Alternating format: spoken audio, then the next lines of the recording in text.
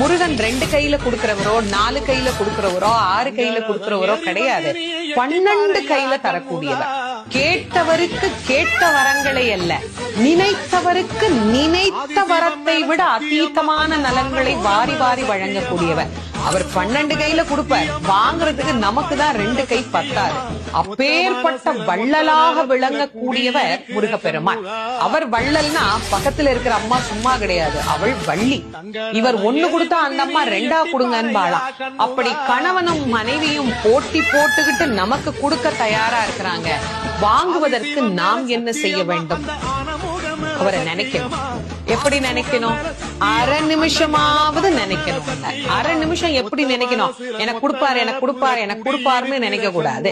முருகப்பெருமானை உள்ளம் உருகி, அந்த உள்ளம் உருகுகிற போதே நமக்கு அப்படியே கண்களில் இருந்து ஆனந்த கண்ணீர் அப்படியே பெருகும். அந்த கண்ணீர்